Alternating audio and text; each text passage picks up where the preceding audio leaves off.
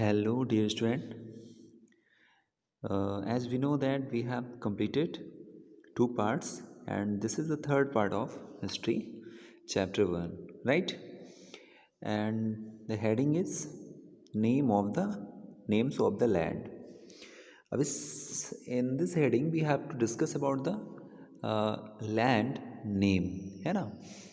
जैसे बात करें अभी इसमें हम इंडिया की, तो इस पर अभी हम डिस्कस करने वाले हैं इस पैराग्राफ में इंडिया, ठीक है, और भारत, जो आपकी कंट्री का नाम है ना। इंडिया भी कहते हैं हम, भारत भी कहते हैं, दोनों राइट है, ठीक है। बट इंडिया नाम कैसे पड़ा और भारत नाम कैसे पड़ा, दैट इज़ इम्पॉर्टेंट, ठीक है। तो इंडिया का नाम कैसे पड़ा, तो थोड़ा सा आप समझ लीजिए, है ना। Before understanding, before the reading chapter, I want to explain why we are calling India, and ये जो नेम है फ्रॉम वेयर इट कम्स, है ना, कहाँ से आता है। तो आपको हमने मैप में बताया था कि जो इंडस रिवर है, देखिए अभी इंडस रिवर आपने देखा था ना मैप में आपने देखा था कि इंडस रिवर कहाँ थी, इस समय कहाँ है, पाकिस्तान में, है ना। भारत से होती हुई कहाँ जाती है, पाकिस्तान में। तो ये जो इंडस रिवर है, ये इंडस रिवर है, राइट, नेम इट्स रिवर। और ये इंडस रिवर मैंने बताया था आपका कि मानसरोवर लेक से होते हुए, ये इंडिया से होते हुए, फिर इधर पाकिस्तान से होते हुए इस साइड पे आती है। तो जो इंडस रिवर है, आप देख रहे हैं ना कौन सा एरिया कवर कर रही है। जैसे डायरेक्शन की बात करें, तो डायरेक्शन में सबसे पहले क्या होता है, यहाँ पे नॉर्थ होता है ऊपर, नीचे साउथ होता है, इधर ईस्ट होता है और इधर वेस्ट होता है। ऐसे ही तो डायरेक्शन होते हैं ना। देयर आर 4 डायरेक्शन, है ना।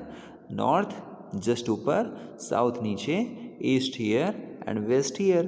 तो इंडिया का नॉर्थ पोर्शन कहाँ है, इंडिया का नॉर्थ पोर्शन जो है वो तो ऊपर है, ये इंडिया का नॉर्थ पोर्शन है, ठीक है। और वेस्ट, वेस्ट कहाँ पड़ेगा, वेस्ट तो हमारा इधर इस साइड पड़ेगा, यानी ये हमारा पूरा वेस्ट हो गया, ठीक है। ये पूरा ऊपर नॉर्थ हो गया, ये नॉर्थ। अच्छा, इंडिया को अगर टू पार्ट्स में डिवाइड करते हैं, इक्वली डिवाइड करेंगे तो ऊपर का पूरा पोर्शन नॉर्थ एरिया कहलाएगा, ठीक है, और नीचे का पूरा क्या कहलाएगा, साउथ कहलाएगा। और अगर हम लोग किसको वर्टिकली डिवाइड करते हैं, हॉरिजॉन्टली डिवाइड नहीं करते हैं, वर्टिकली कर रहे हैं, तो ये पूरा हमारा क्या हो जाएगा, वेस्ट वाला एरिया हो जाएगा। तो स्पेसिफिक अगर हम नॉर्थ वेस्ट बोल देते हैं, अगर हम कहते हैं नॉर्थ वेस्ट, तो इसका मतलब ये है कि ये वाला पूरा एरिया, नॉर्थ वेस्ट का मतलब क्या है कि यानी वेस्ट भी होना चाहिए और नॉर्थ भी होना चाहिए, ना तो साउथ होना चाहिए ना तो ईस्ट होना चाहिए। तो ये पार्ट हमारा क्या कहलाएगा, नॉर्थ वेस्ट में। तो नॉर्थ वेस्ट का जो पार्ट है, वो पार्ट जो है आपका, एक ये इंडस रिवर थी, ठीक है, ये इंडस रिवर थी, और इस इंडस रिवर का नाम क्या है, इंडस, क्या नाम है, इंडस, ठीक है। तो क्या हुआ कि इधर से, यानी ये आपका हमने एक बताया था ना, सुलेमान और किरथार 2 हिल हैं, तो ये आपका पाकिस्तान है। तो पाकिस्तान के इधर क्या है, अफ़गानिस्तान है। अफ़गानिस्तान के इधर क्या है, इधर ईरान है, ठीक है। ईरान के बाद इधर जस्ट जाएं तो टर्की, और फिर यहीं पर ग्रीस भी है, ठीक है। ग्रीस है, ग्रीस एक कंट्री है, बहुत साल पहले, कई हज़ारों साल पहले की बात हम कर रहे हैं आपसे। तो उस समय ग्रीस जो ग्रीस थे वो भारत में आए थे। और कौन से आए थे, ईरानी, जो ईरानी है वो भी भारत में आए थे। तो जब वो भारत में आए थे तो उनको नहीं पता था कि ये भारत है, उनको ये नहीं पता था कि ये इंडिया है, ठीक है। लेकिन उनको ये पता था कि इंडस रिवर है। तो इंडस रिवर जब उनको पता था, तो जब वो यहाँ पर आए और फिर गए, तो उन्होंने बताया अपने क्षेत्र में कि हम किस क्षेत्र में गए थे, यानी इंडोस क्षेत्र में। इंडस नहीं बोल पाते थे वो, इंडस बोलने में उनको प्रॉब्लम हो रही थी, तो क्या बोलते थे, इंडोस बोलते थे। क्या बोलते थे, इंडोस। और जो ईरानी थे वो क्या कहते थे, हिंदोस कहते थे। वो क्या कहते थे, हिंदोस कहते थे। तो हिंदोज कहने लगे, इंडोस कहने लगे, और इसी तरह से इंडोज हिंदोज कहते कहते हमारी कंट्री का नाम धीरे धीरे क्या पड़ गया, इंडिया कहने लगे। सब लोग क्या कहने लगे, इंडिया कहने लगे। तो इस तरह से ये इसकी हिस्ट्री है। जैसे आपसे कोई पूछेगा कि इंडिया का नाम कैसे पड़ा, तो आप बताएंगे कि some of the travelers who are related from Iranis and Greece, है ना, they came to the India, and after crossing the Indus River, and when they went, so in their country, they explained that where they went in a Indus, है ना, and Iranis told Hindus. So like this they were using the name, है ना, वो name को हमारे क्या कर रहे थे, ब्रेक कर करके अपने अकॉर्डिंग बोल रहे थे। और इसी तरह से धीरे धीरे हमारा इसका नाम क्या पड़ गया, इंडिया कहने लगे हम लोग, ठीक है ना। अपनी कंट्री क्या कहने लगे, इंडिया कहने लगे। अच्छा, सेकंड चीज़, भारत की बात करें अगर हम बात करें भारत की, तो भारत नाम कैसे पड़ गया? तो याद रखिए, भारत जो है ना, भारत आज हमारा देश का नाम ज़रूर पड़ा है, लेकिन भारत एक ट्राइब्स थी। भारत एक क्या थी? ट्राइब्स क्या होती है? ट्राइब्स होती है जनजाति जो जंगलों में, है ना, पहाड़ों पर, जंगलों में बहुत पुराने, है ना, जो लोग रहते हैं, जिनको हम सिटी के कल्चर का कुछ मालूम नहीं रहता है, जंगलों में रहने वाले जो लोग होते हैं वहीं पर अपना कल्चर डेवलप करते हैं। ठीक है, वो उनका जो कल्चर होता है वो एक सीमित एरिया में होता है, छोटे छोटे एरिया पर होता है। ठीक है, तो ये जो भारत थे ना, ये जो भारत ट्राइब्स था वो यहीं पर था। भारत ट्राइब्स सबसे ज़्यादा कहाँ पर था? इसी एरिया पर था। तो जो भारत ट्राइब सबसे ज़्यादा यहीं पर था, इसीलिए जो बाहर के लोग आए ना, उन्होंने कुछ लोगों ने क्या कह दिया कि वो तो वो जगह है ना जहाँ पर भारत रहते हैं, इसका मतलब ये कंट्री कौन सी हो गई? भारत कंट्री हो गई। अच्छा देखिए, भारत जो है ना वो पूरा यहाँ नहीं रह रही थी। भारत आपके पूरे इंडिया में नहीं थी। भारत आपके यहाँ नहीं थी, भारत ट्राइब्स यहाँ नहीं थी। भारत ट्राइब्स केवल इस एरिया पर थी आपकी मोस्टली। ठीक है, और इसीलिए इस एरिया को किस नाम से जाना गया? भारत कह दिया गया। अच्छा, पहले मैंने आपको ये भी बताया हुआ है कि पहले आपका जो इंडियन सब कॉन्टिनेंट बोला जाता था, क्या बोला जाता था? सब कॉन्टिनेंट। सब कॉन्टिनेंट का मतलब ये है कि ये जो पाकिस्तान वाला एरिया, अफगान वाला एरिया है ना, नेपाल है, भूटान, ये पूरा एरिया किस नाम से जाना जाता था? इंडियन सब कॉन्टिनेंट कहा जाता था। उसको हम लोग क्या बोल रहे हैं?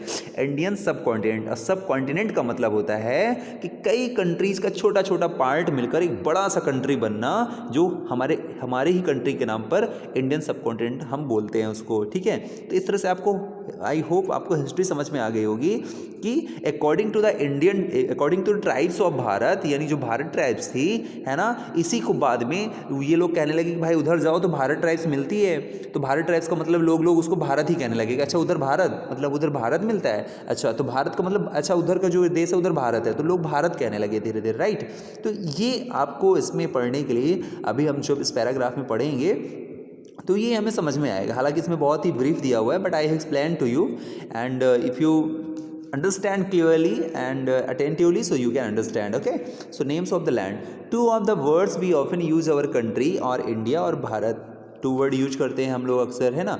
The word India comes from the Indus. कहाँ से आता है वर्ड इंडिया? इंडिया कहाँ से आ रहा है? इंडस से आ रहा है। Indus means river, Indus river. और ये इंडस जो है, रिवर ज़रूर है, लेकिन हम जो इंडस है ये एक रिवर है जो संस्कृत में क्या है? संस्कृत में इसको हम क्या बोलते हैं? सिंधु बोलते हैं। संस्कृत में क्या बोलते हैं? सिंधु। जैसे ये बोला ना, कॉल्ड सिंधु इन संस्कृत, यानी इस इंडस रिवर को, ये तो इंग्लिश में हो गया इंडस, हिंदी में इसको क्या बोलते हैं? सिंधु बोलते हैं। यानी संस्कृत में इसको क्या बोलते हैं? सिंधु बोलते हैं। ठीक है, सिंधु बोलते हैं। ये देखिए संस्कृत में, find Iran and Greece in your atlas. अब इसमें आपको एटलस, अगर आपके मैप होगा, मैप आपने परचेज किया होगा ना, तो उस पर आप जाइएगा और फाइंड करिएगा कि ईरान कहाँ पे है और ग्रीस कहाँ पे है। हालांकि मैंने आपको बता दिया है कि जैसे ये आपका इंडिया है, तो इधर आपका पाकिस्तान है, पाकिस्तान से जुड़ा हुआ अफगानिस्तान है, अफगानिस्तान से और पाकिस्तान से जस्ट जुड़ा हुआ यहीं पर ईरान मिल जाएगा आपको। ठीक है, ईरान यहीं मिल जाएगा आपको। ईरान के जस्ट बगल में आपका सऊदी अरबिया है, जहाँ पर अभी IPL वाले जो मैच हो रहे थे ना, सऊदी अरबिया में हो रहे थे। ठीक है, दुबई में, तो ये सऊदी अरबिया है। और सऊदी अरबिया से इधर हम जाएंगे टर्की, और टर्की के जस्ट इधर हम देखेंगे तो यहाँ हमें ग्रीस मिल जाएगा। ठीक है, तो ग्रीस हमें यहाँ मिलता है, काफ़ी दूर है, और हमें ईरान तो जस्ट हमारे अफगानिस्तान के पास में ही मिल जाएगा। तो इस तरह से आप लोग इसको फाइंड कर सकते हैं। तो इंडिया वाले मैप से ही आप ऐसे ही, जैसे मैंने आपको बताया, ऐसे ही फाइंड करेंगे ना, तो बहुत ईजिली आपको मिल जाएगा। ओके, तो the Iranis and the Greeks who came through the northwest about 2500 years ago were familiar with the Indus, called it Hindus or Indos, यानी वो इससे फैमिलियर थे, परिचित थे। ठीक है, और उन्होंने इसको क्या कहा? इंडस को हिंदोज या इंडोज कहा। द लैंड, ऐसा लैंड, भाई वो ट्रैवलर, आपको पढ़ाया ना हमने कि लोग ट्रैवलिंग करते थे, एक प्लेस से दूसरे प्लेस ट्रैवलिंग करते थे। तो ग्रीस के कुछ लोग आए थे हमारे यहाँ ट्रैवल करते करते, और ईरान के कुछ लोग ट्रैवल करते करते आए थे। तो यही इसीलिए ट्रैवलिंग करने आए थे। अब उनको इंडस रिवर मिली थी, तो इसी को इंदोज और हिंदोज बोल रहे थे। ठीक है ना, तो बाद में इसी तरह से धीरे धीरे नाम हमारा इंडिया पड़ गया। ठीक है, और जस्ट अभी देखिए भारत के बारे में क्या दिया है। The name Bharat was used a group of people. क्या था? Used a group of people, एक समूह के लोग द्वारा इसको क्या कहा गया? Who lived in the north west, अभी मैंने बताया था जो कहाँ रहते थे, नॉर्थ वेस्ट में रहते थे, ये ट्राइब्स थे, who are mentioned in Rigveda, और ये मेंशन कहाँ है, ऋग्वेद में मेंशन किया गया, ठीक है ना। Rigveda the earliest composition in Sanskrit, dated to 3500 years ago, later it was use for the country. अच्छा ये क्या है ऋग्वेद, क्या आप थोड़ा इसको समझ लीजिए। ऋग्वेद क्या है, एक प्रकार का वेद होता है। क्या होता है वेद, जैसे आपके अगर आपसे कोई पूछे कि how many Vedas are important, how many Vedas in, तो आप क्या बोलेंगे, 4 वेद, है ना। इंपॉर्टेंट क्या है, 4 वेद। जैसे सबसे पहले आपका है ऋग्वेद, है ना, फिर है आपका सामवेद, फिर है आपका यजुर्वेद, फिर है आपका अथर्ववेद। तो देयर आर 4 वेदाज। वेद क्या होते हैं, वेद का मतलब होता है नॉलेज, ज्ञान, है ना, यानी वो पुस्तक, वो किताबें जहाँ पर ज्ञान की बातें हैं, जानकारी है, जहाँ पर वेदों के माध्यम से जहाँ पर नियम है, रूल्स है ना, लॉ है।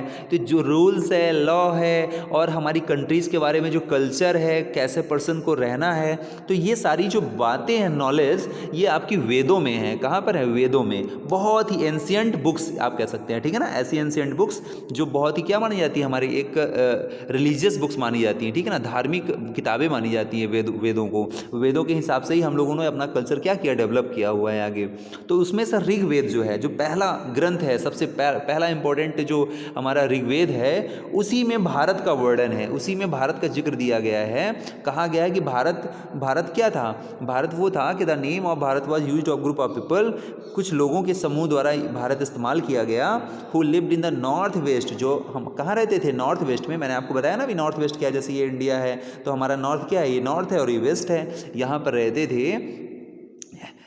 Who lived in north west and who are mentioned in Rigveda, और ये बात कहाँ पर मेंशन है, ऋग्वेद में। तो आप ये भी बता सकते हैं कि जो भारत वाली बात है हमारी ऋग्वेद में मेंशन है। कहाँ, किस वेद में, ऋग्वेद में। And there are 4 Vedas. Okay, I hope you are understanding, right. अच्छा, नेक्स्ट हेडिंग है हमारी finding out about the past, और this is the very very important heading of this chapter. आपके चैप्टर की सबसे इंपॉर्टेंट अगर हेडिंग की मैं बात करूं तो यही इंपॉर्टेंट हेडिंग है, finding out about the past, कि आप पास्ट के बारे में कैसे जानते हैं, पास्ट के बारे में आप कैसे सर्च करेंगे, कैसे ढूंढेंगे, ये आपके लिए इंपॉर्टेंट हो जाएगा, ठीक है।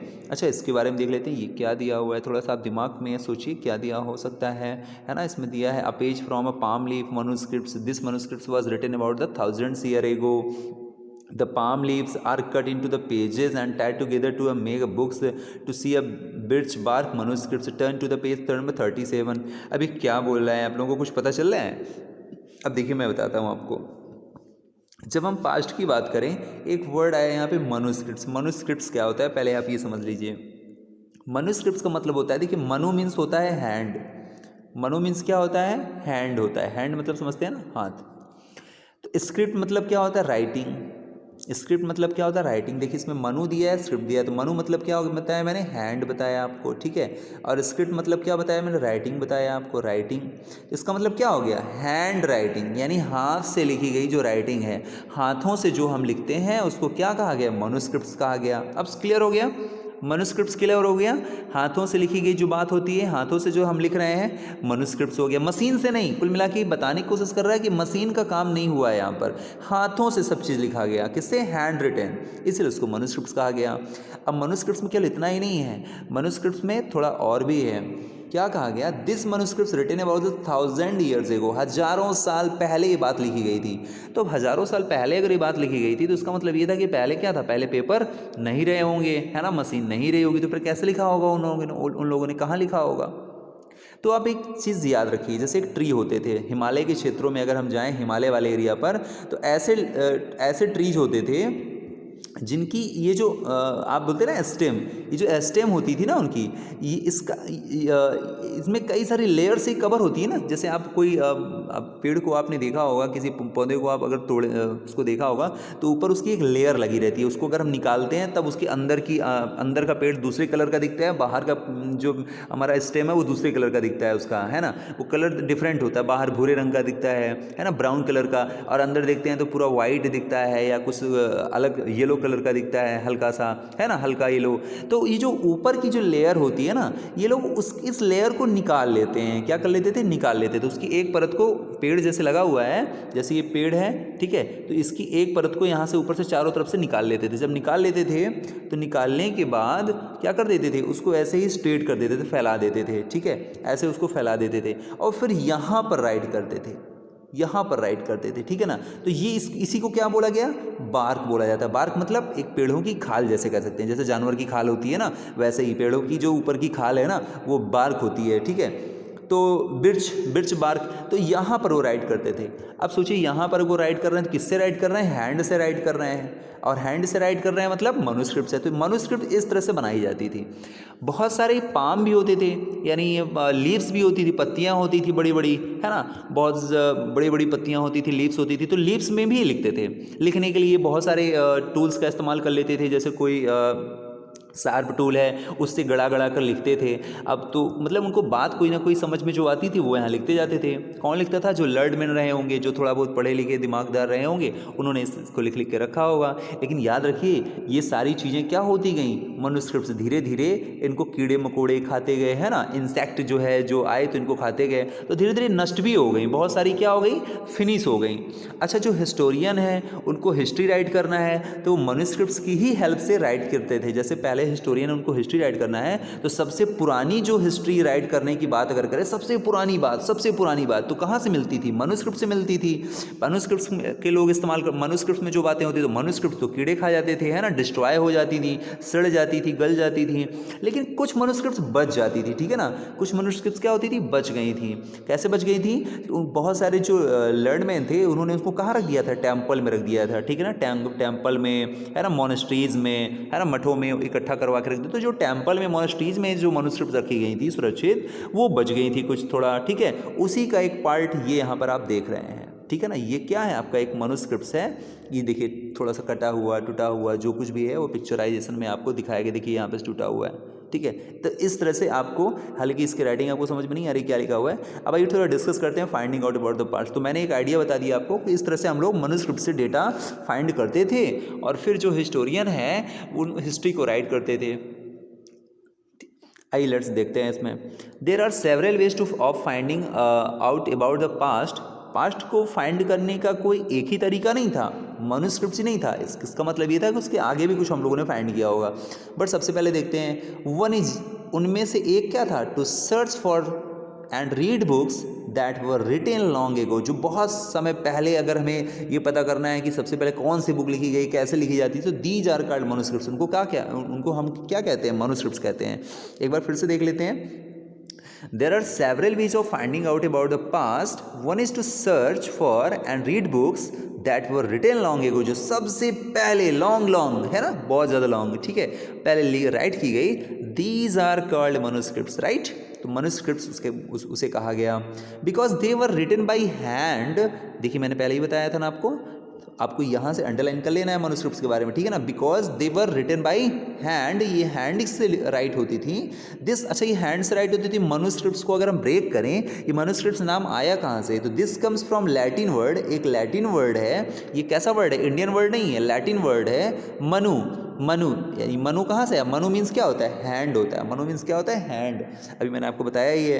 तो these were usually written on palm leaf. ये कहाँ लिखी जाती थी? Palm leaf. लीफ मतलब पत्तियाँ, पाम मतलब हथेली, जैसे आपका हाथ होता है ना, वैसे पाम लीफ पर लिखी जाती थी। और अथवा या तो पाम लीफ में लिखी जाती थी, और ऑन द स्पेशली प्रिपेयर्ड या तैयार किए गए किस पे? बार्क ऑफ ट्री, यानी अभी मैंने बताया ना, ट्री की खाल को निकाल कर, उसी को बार्क बोलते हैं। नॉन एज उसको बिर्च, उसको क्या कहा जाता था? बिर्च। यानी जब तक वो पेड़ पर लगी हुई है वो बार्क हो गई, अब उसको निकाल के इस्तेमाल कर रहे हैं तो उसको क्या बोल रहे हैं? बिर्च बोल रहे हैं, है ना। Which grows in the Himalaya, जो स्पेशली कहाँ होती थी? हिमालयाज में ही ऐसे पेड़ हमें मिल जाते थे स्पेशली, ठीक है ना। अब मेरी बात आपको समझ में आ रही होगी थोड़ा थोड़ा, ठीक है, कि किस तरह से उन पेड़ों की खाल निकाल के लिखते थे। भाई पहले क्या करेंगे? पहले कुछ उनके पास कोई फैसिलिटीज़ तो नहीं थी जैसे आज फैसिलिटी है, वैसे पहले उन लोगों के पास कहाँ थी, ठीक है। क्योंकि हम लोग कहाँ बात कर रहे हैं? हम लोग 2000-3000 साल पहले की बात कर रहे हैं, 2000, 3000, 4000, 5000, है ना, इतना पुरानी बात कर रहे हैं हम लोग।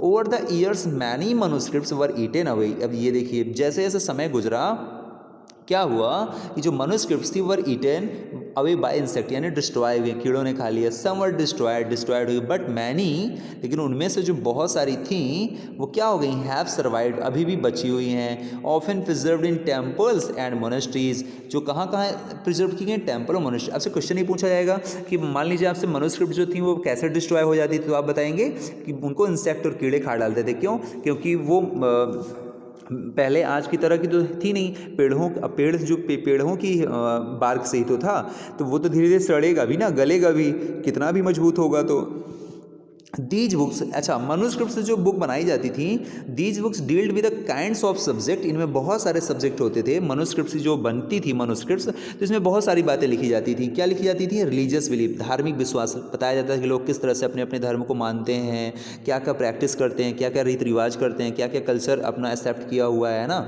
द लाइफ्स ऑफ किंग, राजा का जीवन बताते थे कि राजा किस तरह से अपना जीवन बिताता है ना, राजा की लाइफ कैसी है। मेडिसिन एंड साइंस, मेडिसिन और साइंस के बारे में बताया जाता था कि जैसे पहले आपने पढ़ा होगा ना कि मेडिसिन का मतलब है आयुर्वेद। जैसे पहले आयुर्वेद होता था ना कि लोग किस प्रकार से चीज़ों, किस तरह से बीमार होते थे और क्या क्या चीज़ें खाकर वो है ना सही हो जाते थे, किन किन बीमारियों की क्या क्या दवा है, तो ये मेडिसिन क्षेत्र में आ गया। जैसे आयुर्वेद का नाम मैंने बताया आपसे, ठीक है। साइंस, कितना साइंस डेवलप किया, क्या क्या चीज़ें, जैसे साइंस में क्या क्या चीज़ें हैं कि पहले वो धीरे धीरे पत्थरों को, स्टोन को, जो पत्थर होते थे ना उनको नुकीला बनाना सीख गए थे वो, ठीक है, कि किस तरह से उनको नुकीला बनाया जाता है। बिसाइड्स देयर वर एपिक्स, और इसके अलावा भी देयर वर एपिक्स भी होते थे, महाकाव्य भी होते थे, पोएम्स, प्लेज, जो नाटक होते थे छोटे छोटे, जो वो सारी बातें इसमें मनुस्क्रिप्ट्स में हमें अवेलेबल थी। Many of these were written in Sanskrit, और ज़्यादातर ये सबसे किस लैंग्वेज में लिखी गई? संस्कृत में ही लिखी गई।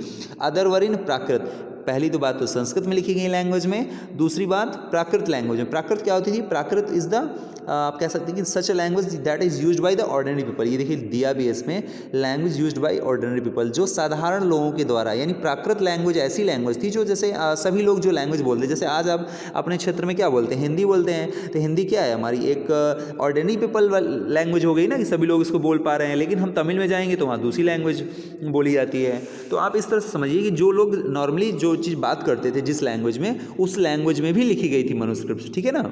संस्कृत बस में नहीं लिखी गई, इसके अलावा तमिल में भी लैंग्वेज लिखी गई, ठीक है।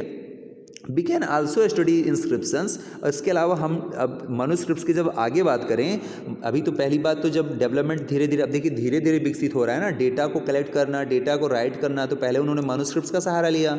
मनुस्क्रिप्ट्स के बाद जब उनको पता चला कि ये डिस्ट्रॉय हो जाती है, ख़राब हो सकती है, तो लोग अब इंस्क्रिप्शन पर आ रहे हैं। किस पे आ रहे हैं? इंस्क्रिप्शन पर। ध्यान दीजिएगा, इंस्क्रिप्शन क्या होता है? इंस्क्रिप्शन होता है जैसे आपका कोई पत्थर है, तो बहुत मजबूत पत्थर है बड़ा सा, उस पत्थर सा मतलब प्लेन पत्थर है आपका, प्लेन स्टोन है, तो उस प्लेन स्टोन पर क्या करते थे? कार्व करते थे। क्या करते थे? कार्व। तो कार्व कर करके, खरोच खरोच कर अपनी बात को लिखते थे, यानी तोड़ तोड़ कर अपनी बात को लिखते थे। समझिए एक मैसेज को लिखते थे, कुछ ना कुछ बातों को लिखते थे। तो अब ये जो पत्थर पर लिखी हुई बात होती थी, ये काफ़ी समय तक क्या होती थी? स्टोर होती थी। अब ये मत सोचिएगा कि पत्थर पर वो पेंट उनके पास पेंट रहा होगा तो ला के ऐसे ऐसे रख दिए होंगे, ऐसा नहीं था। इसको तोड़ तोड़ के बात लिखते थे अपनी पत्थरों पर, है ना। जैसे तोड़ तोड़ कर स्कल्पचर बनाई जाती हैं, मूर्तियाँ बनाई जाती हैं, वैसे तोड़ तोड़ कर वो बात लिखते हैं। जैसे उनको लिखना है राम लिखना है, तो ऐसे ऐसे पहले इधर तोड़ेंगे, फिर इधर तोड़ेंगे, फिर ऐसे तोड़ेंगे, फिर ऐसे तोड़ते, तो दिख जाता था कि हाँ राम लिखा हुआ है, ठीक है। तो इस तरह से अब मनुस्क्रिप्ट्स के बाद किसका डेवलपमेंट हम देख रहे हैं? इंस्क्रिप्शन का देख रहे हैं। तो इसमें देखिए, we can also study inscriptions, these were written on relatively hard surfaces such as stone. अब यहाँ से आपको अंडरलाइन कर लेना है क्या कि इंस्क्रिप्शन क्या होते हैं। इंस्क्रिप्शन में अंडरलाइन करना है, दीज वर रिटन राइटिंग और रिलेटिवली हार्ड सरफेस, यानी हार्ड सरफेस पर राइट किए जाते थे, सच एज स्टोन और मेटल। मेटल पर भी राइट किया जाता था, केवल स्टोन बस नहीं। Sometimes Kings got there orders, लेकिन अधिकतर इसमें होते क्या थे? इंस्क्रिप्शन में ज़्यादातर राजा के जो ऑर्डर होते थे वो लिखे जाते थे। भाई राजा अपने ऑर्डर लिखवाता था और कह देता था ठीक है, इसको इस पत्थर को यहाँ भी लगा दो, और ऐसे 2-3 पत्थर शहर के बीच में भी लगवा दो, जिससे जो लोग वहाँ से निकलें वो मेरे आदेशों को पढ़ सकें, ठीक है। तो राजा क्या कर देता था?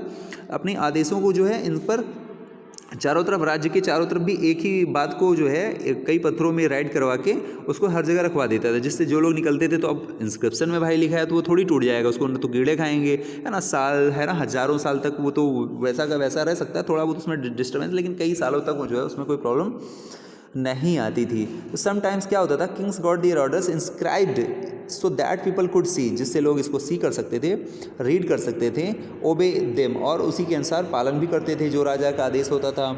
There are other kinds of inscription, दूसरे जो इंस्क्रिप्शन होते थे एज वेल, जैसे वेयर मैन एंड वुमेन, ठीक है ना, जैसे जो मैन है वुमेन है, including kings and queens recorded, उनकी बातें भी।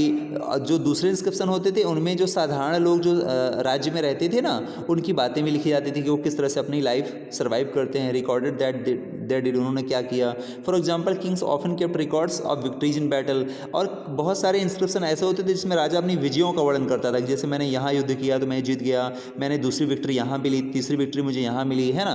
तो इस तरह की बातें भी जो है इंस्क्रिप्शन में धीरे धीरे पॉपुलर हो गई। इसका मतलब ये था कि मनुस्क्रिप्ट से ज़्यादा पॉपुलर क्या हो गया था, इंस्क्रिप्शन पॉपुलर हो गया था, ठीक है। लेकिन जो हमारा बेसमेंट है वो तो मनुस्क्रिप्ट ही है। सबसे पहले अगर हमने राइटिंग शुरू किया तो मनुस्क्रिप्ट में ही शुरू किया था, ठीक है। ये देखिए, ये है आपका इंस्क्रिप्शन, जैसे मैंने आपको अभी दिखाया था ना, ये आपका मनुस्क्रिप्ट्स का एग्जाम पिक्चर था एक, ठीक है ना, बार्क ऑफ ट्री का, और ये है आपका इंस्क्रिप्शन, ठीक है।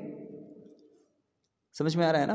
देखिए 2 लैंग्वेज में लिखा है, ऊपर किसी और लैंग्वेज में, नीचे कुछ और लैंग्वेज में। अभी देखते हैं इसमें देखिए दिया हुआ है, ये ओल्ड इंस्क्रिप्शन, थोड़ा सा पढ़ लेते हैं इसके बारे में, क्या है ये। ओल्ड इंस्क्रिप्शन, ये बहुत पुराना इंस्क्रिप्शन है। This inscription dates in about 2250 years ago. देखिए इतना पुराना इंस्क्रिप्शन है ये। And was found in the Kandahar, जो कहाँ मिला है, कंधार। बेटा कंधार कहाँ है, अफगानिस्तान में। ये देखिए प्रेजेंट डे अफगानिस्तान। यानी ये जो इंस्क्रिप्शन है, जो हमारे जो आर्कियोलॉजिस्ट हैं, अभी मैं बताऊंगा आर्कियोलॉजिस्ट किन्हें कहते हैं, तो जो हमारे इतिहास पुरातत्ववेत्ता हैं, जो इतिहासकार हैं, उनको कहाँ मिलता है, ये अफगानिस्तान में। हमारे यहाँ नहीं मिला है, ये अफगानिस्तान में मिला है। अफगानिस्तान के कंधार में, कंधार एक प्लेस है, वहाँ पर ये इंस्क्रिप्शन पड़ा हुआ मिला है। खुदाई करने पड़ा हुआ, क्या खुदाई करने के बाद हमें मिला है, जिसमें क्या लिखा हुआ था, it was the inscribed on the orders of the ruler. इसमें आदेश थे किस राजा के, अशोक के। अब समझिए, अशोक के उद्देश्य थे। इसका मतलब ये था कि सबसे पुराना अभिलेख किसका मिला, अशोक का मिला। इसका हिस्ट्री में ये पॉइंट ये आपको लर्न करके रखना है कि सबसे पुराना इंस्क्रिप्शन किस राजा का मिल रहा है, अशोक का मिल रहा है। You will read about the him in chapter 8। Chapter 8 में इसके बारे में हम आपको पढ़ाएंगे भी। When we write anything we use script, इसमें क्या इस्तेमाल हुआ है, स्क्रिप्ट। स्क्रिप्ट मतलब होता है लिखावट। तो जो स्क्रिप्ट थी वो कैसी थी, थोड़ा देख लीजिए इसकी लिखावट कैसी थी, कैसे इसमें क्या क्या बातें लिखी हैं, क्योंकि इसको देखकर तो ज़्यादा समझ में नहीं आ रहा है ना। स्क्रिप्ट कंसिस्ट ऑफ लेटर और साइन। स्क्रिप्ट में क्या था, लेटर और साइन दोनों थे, चिन्ह भी थे, है ना।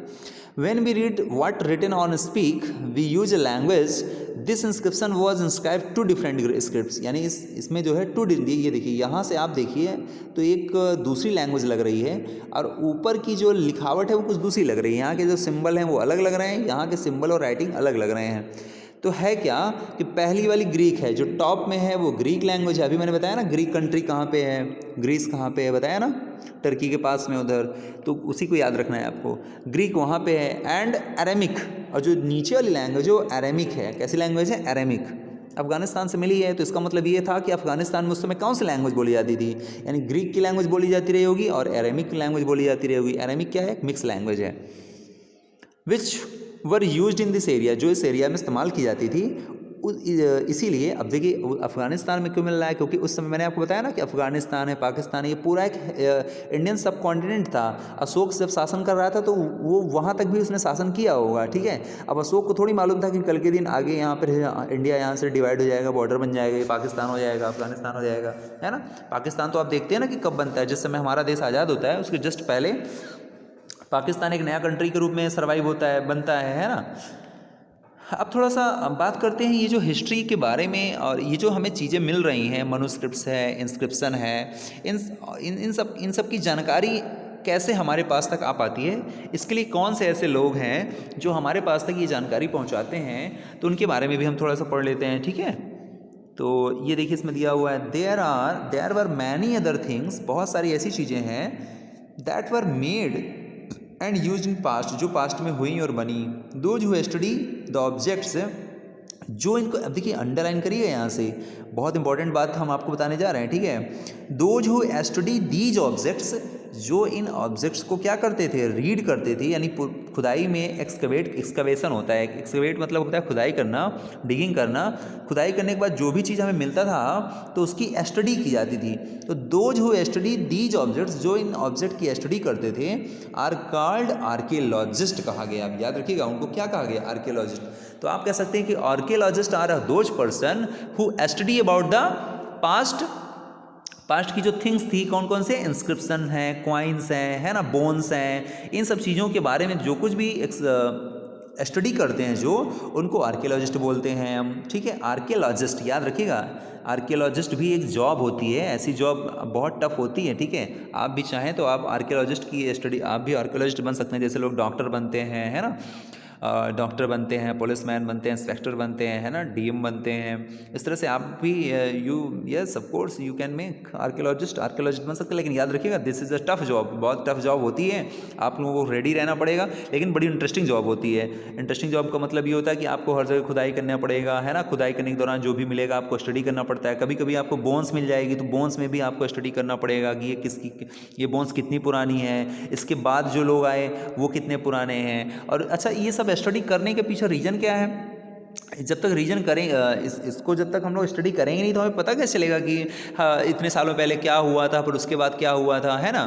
तो जैसे जब अच्छा, ये कैसे पता चलता है कि ये जो बोन्स है, ये जो लोग हैं, ये पहले आए रहे होंगे और इनके बाद फिर ये दूसरे पर्सन आ रहे हैं। ठीक है, इसके बाद फिर ये पर्सन आ रहे हैं, है ना। लाइफ कैसे आगे आगे बढ़ी, तो हर जगह से तो हमें एविडेंस मिल रहे हैं ना।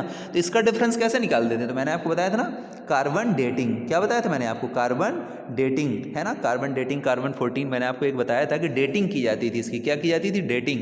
डेटिंग में हमें पता चलता था कि कौन सी चीज़ कितनी पुरानी है, कौन सी चीज़ कम पुरानी है, कौन सी चीज़ बहुत ज़्यादा पुरानी है। इसकी जानकारी हमें किसके माध्यम से होती थी? कार्बन डेटिंग एक सिस्टम है, एक पद्धति है, साइंटिस्ट ने डेवलप किया हुआ है, जिसके माध्यम से जब हम उन चीज़ों को वहाँ पर उसके पास में ले जाते हैं तो अपने आप हमें पता चल जाता है कि ये इतनी पुरानी है। वो, है ना, वो मशीन जो है, टेक्नोलॉजी जो है बता देती है कि ये चीज़ें इतनी पुरानी हैं। ठीक है, और ये स्टडी करता कौन है? फिर इनकी स्टडी कौन करता है? उनकी स्टडी करने वाले कौन हैं? आर्कियोलॉजिस्ट हैं।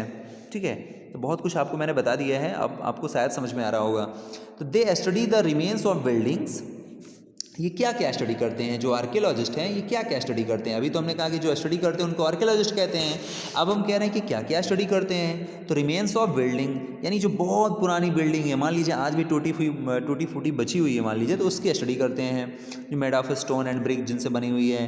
पेंटिंग एंड स्कल्पचर के बारे में भी, कितनी पुरानी पेंटिंग है, कोई पेंटिंग कहीं पे है तो उसको भी स्टडी करते हैं, कितना पुराना है। स्कल्पचर का स्टडी करते हैं कि स्कल्पचर मतलब मूर्तियाँ, स्कल्पचर मतलब क्या होता है? मूर्तियों का भी अध्ययन करते हैं। दे आल्सो एक्सप्लोर, देखिए एक्सप्लोर का काम करते हैं। इस प्रकार से जो आर्कियोलॉजिस्ट होते हैं एक्सप्लोर का करते हैं। एक्सप्लोर मतलब एक्सप्लोरर, जैसे कुछ खोज करने वाली। जैसे वास्को डी गामा ने खोजा था ना भारत को, तो वो एक एक्सप्लोरर था। वास्को डी गामा क्या था? Vasco da Gama was explorer, है ना, because he searched, he discovered to your country, है ना, इंडिया, एंड एक्सकवेट। तो आर्कियोलॉजिस्ट क्या करते हैं? Archaeologist remains of building, bricks, painting, sculpture, इनको सर्च करते हैं, खोजते हैं, स्टडी करते हैं इनकी। साथ ही दे एक्सप्लोर, खोजते हैं, क्या खोजते हैं? एंड एक्सकवेट मतलब dig under the surface of the earth, पृथ्वी के अंदर, अर्थ के अंदर बहुत, जैसे आपकी अर्थ है इसके अंदर बहुत दूर तक खुदाई करते हैं, तब उनको जानकारी मिलती है। इसके अलावा भी चीज़ों को सर्च करते हैं। क्या क्या सर्च करते हैं? टू फाइंड, क्या क्या फाइंड करते हैं? टूल्स हैं, वेपन्स हैं, पॉट्स हैं, पैन्स हैं, ऑर्नामेंट्स, ऑर्नामेंट मतलब आभूषण, गहने, एंड कॉइन्स हैं, सिक्के, ये सारी चीज़ों की स्टडी करते हैं। तो अब आपके से एक क्वेश्चन बनेगा कि who was archaeologist and what they did, वो क्या करते थे? तो आप क्या बताएंगे कि archaeologist person who study about some objects like remains of buildings, है ना, remains of building made up of stone, brick, painting and sculpture, and also they explore and excavate. क्या excavate करते हैं? To find tools, weapons, pots, pan, ornaments and coins. ये सब चीज़ों को खोज करते हैं। अब समझिए आप कितना टफ जॉब है ये, कि इनकी खोज करते हैं, स्टडी करते हैं, तब जाके जो भी इनको बात समझ में आती ना, तो उस थोड़ी थोड़ी बात इन, जैसे यहाँ खुदाई किया तो उनको कुछ बातें समझ में आई, दूसरी जगह खुदाई किया तो वहाँ कुछ समझ में आया, फिर किसी दूसरे स्टेट में जाते हैं वहाँ खुदाई करते कुछ और मिलता है। तो उन्हीं बातों को धीरे धीरे फिर स्टोरी बना के रिलेट करते हैं। स्टोरी बनाना इनका काम होता है। आप समझिए स्टोरी बना के एक रिलेट करते हैं कि हाँ ऐसा पहला होता रहा होगा, फिर इसके बाद ऐसा हुआ होगा। ठीक है, अब वो बातें हमारी बुक्स में आ जाती हैं, तब हम लोग पढ़ लेते हैं, हमें लगता है कि हाँ हम लोगों ने हिस्ट्री समझ लिया है। लेकिन history is a changeable, history change भी हो जाती है। क्यों? Because it is depend on evidence. Evidence के ऊपर ही तो डिपेंड है ये। आज एविडेंस जो भी मिले हैं उसके हिसाब से हम हिस्ट्री पढ़ रहे हैं। कल हो सकता है कि इससे ज़्यादा कुछ एविडेंस मिल जाएंगे, तो हमारी हिस्ट्री क्या हो सकती है, थोड़ी बहुत बदल भी सकती है। राइट, पूरा तो नहीं बदलेगी लेकिन काफ़ी कुछ बदल सकता है। Some of these objects may be made of stone, ये objects may be of stone, stone से होंगे। अदर ऑफ बोन्स, बोन्स से भी बने होते हैं। ठीक है ना, ये जो टूल्स होते हैं बोन्स, हड्डियों के भी, है ना। क्योंकि क्या होता था कि अगर मिट्टी में बहुत सारे दब गए हैं तो जो हमारी बार्क ऑफ ट्री है, मनुस्क्रिप्ट्स है, ये डिस्ट्रॉय हो सकती है ना। और बहुत सारी जो थिंग्स हैं वो डिस्ट्रॉय हो सकती हैं। लेकिन जो बोन्स होती है, ये बोन्स बच जाती है। ठीक है ना, बोन्स से ही पता चल जाता है कि ये ह्यूमन कितना पुराना है। हड्डियाँ जल्दी गलती नहीं है, मेल्ट नहीं होती हैं, पिघलती नहीं है, डिस्ट्रॉय नहीं होती हैं। इसी की वजह से हम पता लगा लेते हैं डेटिंग, कार्बन डेटिंग से। कार्बन डेटिंग से हम लोग पता लगा लेते हैं कि कितनी पुरानी हड्डी है, कितना पुराना ये जो ह्यूमन बॉडी है ये। सो बेक्ड क्ले और metal objects that are made up of hard, है ना, imperishable substance usually survive of long time, ये लॉन्ग टाइम तक सरफेस में रहते हैं। सॉरी। अच्छा, अब देखिए ये क्या दिया हुआ है ना। आपको सबको पिक्चर में देख के समझ में आ रहा होगा कि ये क्या है। ठीक है, लेकिन आपने जो चीज़ सोचा है कि जिस लिए इस्तेमाल होता है वो आपका आइडिया गलत होगा, है ना। आप सोच रहे होंगे ना कि एक सुराही है ना, स्पॉट है जिसमें वाटर स्टोर किया जाता होगा। वाटर नहीं, इसमें ग्रेन स्टोर किया जाता था। क्या स्टोर किया जाता था? जो ग्रेन होता था वो स्टोर किया जाता था। राइट। तो स्टूडेंट्स ये आप देख रहे हैं ना, जस्ट ये इसके बारे में इसके बारे में देखिए क्या गिवन है।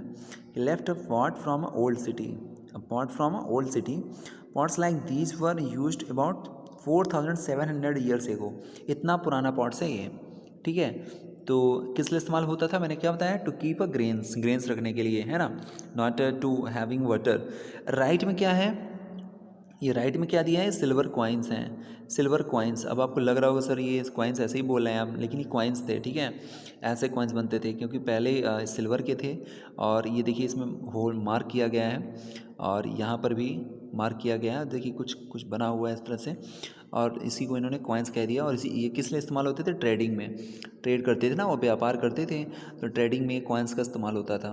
अच्छा, आज जो हमारे यहाँ कॉइन्स जो हमें मिलते हैं वो लगभग आपके स्टील के इससे बने होते हैं और काफ़ी अच्छा उनका सर्कल बना होता है, मशीन से बनते हैं सब कुछ। तो आज का तो कॉइन्स हमें बिल्कुल क्लियर दिखता है ना। लेकिन आप ये देख रहे हैं कितना पुराना है और हमारे लिए हिस्ट्री में इतना ही मिल गया, तो हम लोग इससे एक नॉलेज ले सकते हैं। और आज हमारे पास सिल्वर के कॉइन्स तो नहीं मिलते हैं हम लोगों को, ठीक है ना, वो तो कभी कभार हम लोगों ने पूजा वूजा के लिए थोड़ा बहुत परचेज कर लिया तो ठीक है। अदरवाइज पहले सिल्वर की अवेलेबिलिटी बहुत अच्छी थी हमारे यहाँ। ठीक है, इस वजह से सिल्वर के कॉइन्स बनते थे। और आज हमारे यहाँ स्टील की अवेलेबिलिटी बहुत अच्छी है, स्टील आराम से मिल जाता है। अब देखिए जो ऊपर हमने दिया गया उसी के बारे में दिया गया, जो आर्कियोलॉजिस्ट हैं। तो अब मैं जब आर्कियोलॉजिस्ट बोलूँगा तो आपको समझ में आ जाएगा ना कौन है आर्कियोलॉजिस्ट। अभी उसके बारे में डेफिनेशन मैंने बताया है। तो archaeologist also look for the bones भी लुक करते थे ऑफ एनिमल्स के भी, बर्ड्स के भी, फिश के भी, टू फाइंड आउट, क्या फाइंड करने के लिए, व्हाट पीपल एट, कि लोग खाते क्या थे। क्योंकि लोगों को पता चल जाता था ना उनकी बॉडी से, उनकी बोन से पता चल जाता है कि लोग खाते क्या थे। इन द पास्ट में क्या खाते थे। प्लांट्स रिमेन, जो प्लांट होते थे, remains survive for more rarely. Plants क्या होते थे, बहुत ही कम बचते थे। क्यों? क्योंकि सड़ गल जाते थे ना जल्दी है। इफ़ सीड्स ऑफ ग्रेन और pieces of wood have been burned, ठीक है ना, अब वो तो बर्न्ट हो गई होगी, है ना, this survive in the cad form, तो लगभग इनको हम इस तरह से सर्वाइव कर पाते थे। जैसे ऊपर अभी मैंने आपको पॉट्स दिखाया।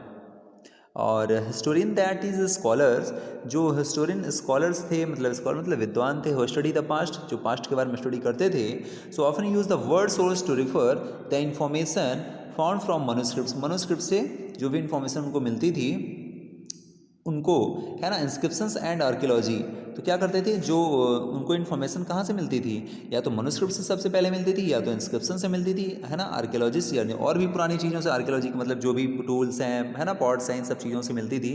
तो ये भी हमारे सोर्स रहे, ठीक है।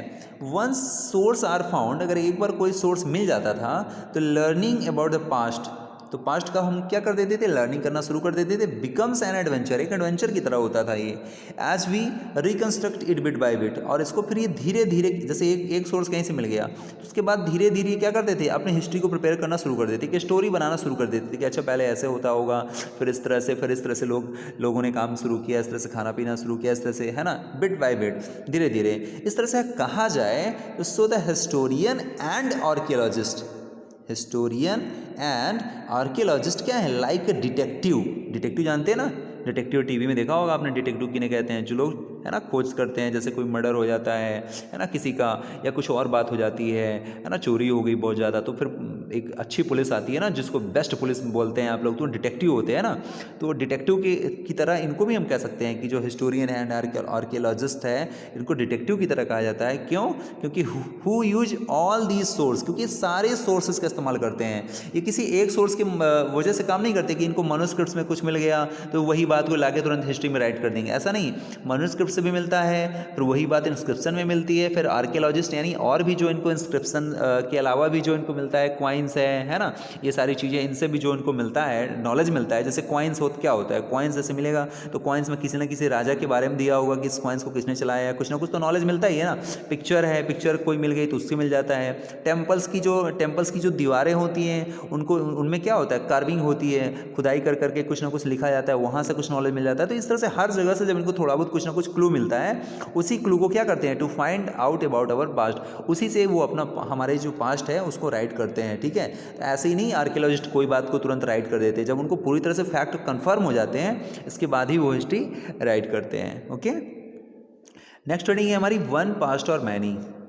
तो इसको नेक्स्ट पार्ट में डिस्कस करते हैं, पार्ट 4 में। Okay, because it is already 40 minutes, है ना, past. So this paragraph will be read in next part. Okay, so if you have any confusion in this part number 3rd, so you can ask to me again and you can talk to me if you have any confusion. Okay, otherwise start study of history. Okay, thank you.